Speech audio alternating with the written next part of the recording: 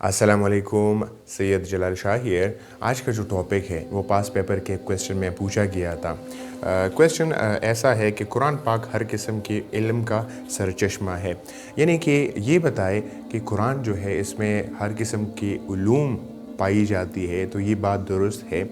कुरान जो है ये मुसलमानों की रहनुमाई करती है, इसको एथिक्स सिखाती है, इसको मोरालिटी सिखाती है, इनको ज़िंदगी गुजारने के तौर तरीक़े सिखाती है।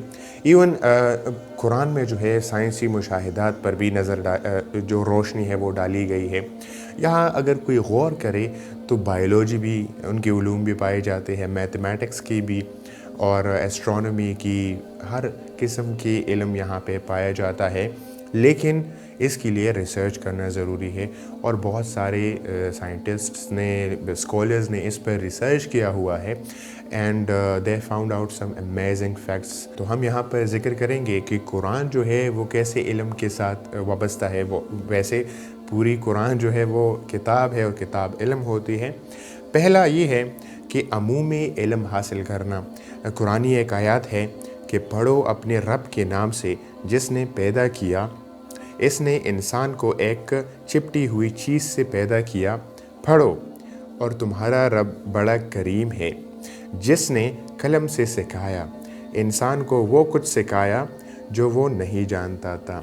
इस आयत से इसकी शुरू कहाँ से होती है? इल्म सीखने से। बताता है इंसान की फ़िज़ियोलॉजी की, इंसान को हमने कैसे बनाया और इंसान को हमने सिखाया। तो कुरान जो है वो इल्म हासिल करने की वो जज्बा देता है, प्रोमोट करता है। इल्म जो है वो असल मीरास है अंबिया किराम का। इस आयत से हमें अंदाज़ा हो जाता है कि कुरान जो है वो नॉलेज को प्रोमोट करता है।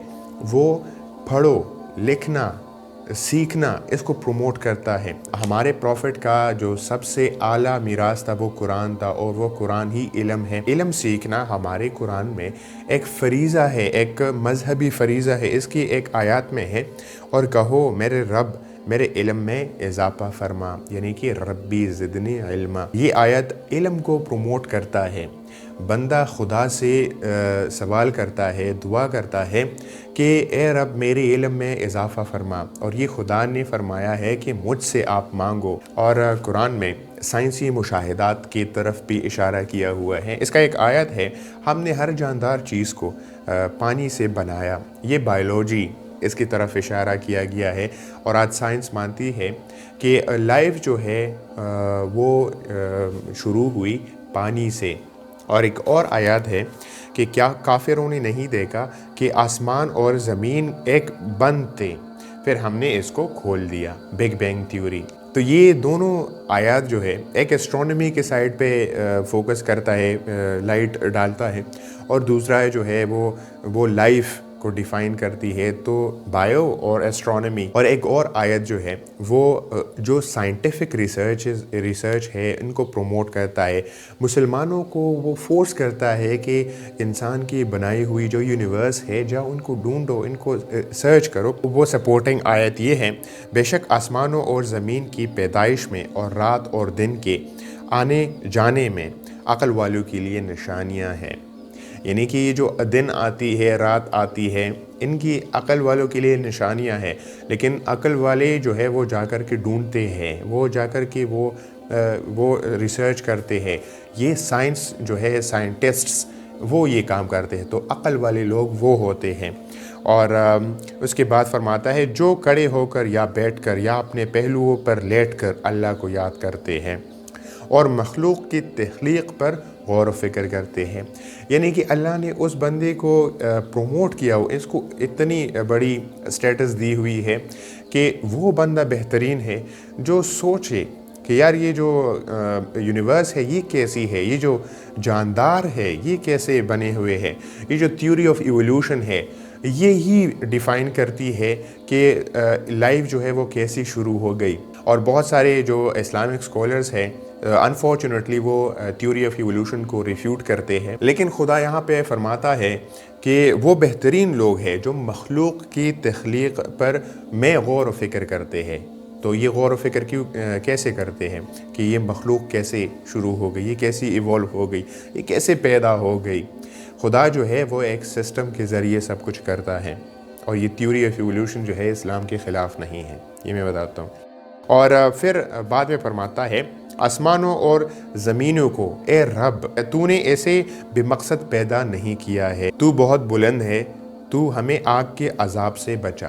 یعنی کہ جو سائنٹسٹس ہیں وہ ابھی میں دیکھتا ہوں یوٹیوب پر بہت اچھے اچھے ڈاکومنٹریز ہوتے ہیں، وہ پوری یونیورس کو ڈیفائن کرتی ہے، ان میں مشاہدات کرتے ہیں اور یہ غور و فکر کرتے ہیں کہ یہ جو ہے یہ جو کتنی بھی لاز آف نیچر ہے یہ ایسے نہیں بنے ہوئے ہیں، ان کا کچھ نہ کچھ مقصد ضرور ہے۔ تو یہ آیت جو ہے یہ بالکل سائنس کو پروموٹ کرتی ہے، لیکن ہمارے جو ویلیج کے مولوی ہوتے ہیں وہ اس طریقے سے جو قرآن ہے، دین ہے، وہ سمجھتے نہیں ہیں۔ اور قرآن جو ہے اخلاقی رہنمائی بھی کرتا ہے، انڈیویجول جو ہوتا ہے ان کو بھی یہ اخلاقی رہنمائی دیتا ہے کہ آپ نے ہمدردی سے ایک دوسرے کے ساتھ پیش آنا ہے، آپ نے جو ہے ان ایتھیکل چیزیں نہیں کرنا، آپ نے دنگ فساد نہیں مچانا ہے، آپ نے کرپشن نہیں کرنا، مورالٹی جو ہے ان کو امپروو کرتی ہے۔ سوشل جو لائف ہے ان کو بھی وہ ڈیزائن کرتی ہے کہ ایک معاشرہ جو ہے ان کو کیسے کام کرنا چاہیے، ان کو ایتھیکل کیسے بننا ہے، ان کے لیے بھی تعلیمات ہے قرآن میں۔ تو قرآن میں جو ہے اخلاقیات بھی ہے، اور جو انڈیویجول لیول پر ہو یا سوشل لیول پر ہو تو ان میں ڈیزائن کرتی ہے۔ زکوٰۃ کا جو سسٹم ہے، تو یہ سارے economic system, political system, social system, یہ سارے ہمارے اخلاقیات کو، ہماری انڈیویجول اور سوشل لائف کو ڈیزائن کرتی ہے۔ تو کنکلوژن یہ ہے کہ قرآن جو ہے وہ علم کو پروموٹ کرتا ہے۔ وہ علم ہر قسم کا ہو، وہ سائنس کا ہو یا پھر ہر قسم کے علم ہو، سائنس جو ہے ایک میتھڈ ہے، وہ مشاہدات کرتی ہے، ریسرچز کرتی ہے۔ تو اسلام جو ہے، وہ قرآن جو ہے وہ اس طریقے کو پروموٹ کرتا ہے، ربی زدنی علما۔ اور جو قرآن ہے وہ اس میں سائنس کی بھی مشاہدات، اس پر روشنی ڈالی گئی ہے، ایسٹرونومی، بائیولوجی، ان کی جو اوریجن آف لائف ہے ان کو ایکسپلین کرنے کی، ان کو فائنڈ آؤٹ کرنے کی جستجو جو ہے وہ انسان میں ڈالتی ہے۔ اسلام جو ہے، قرآن جو ہے وہ اس بندے کو پروموٹ کرتی ہے، اس بندے کی سٹیٹس کو ہائی کرتی ہے جو سائنٹسٹ کی طریقے سے کام کرے، جو مشاہدات کرے، ویسے کھائے پیے اور نہ مرے، بلکہ سوچ کرے کہ یہ جو لائف ہے یہ کیسی کام کر رہی ہے، یہ جو سارا یونیورس ہے اس پہ سوچ کرے۔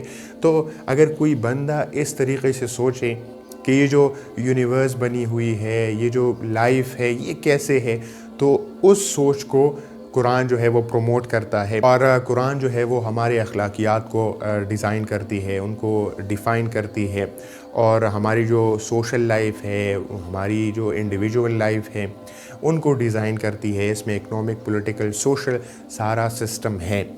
آئی ہوپ آپ کو سمجھ آ گیا ہوگا کہ قرآن میں ہر قسم کی علوم موجود ہے، لیکن ریسرچ کرنا چاہیے۔ At the end, a short note from my side. These days I have seen a number of so-called Islamic scholars on YouTube. They are promoting clash between science and religion. And I think that's a very dangerous thing.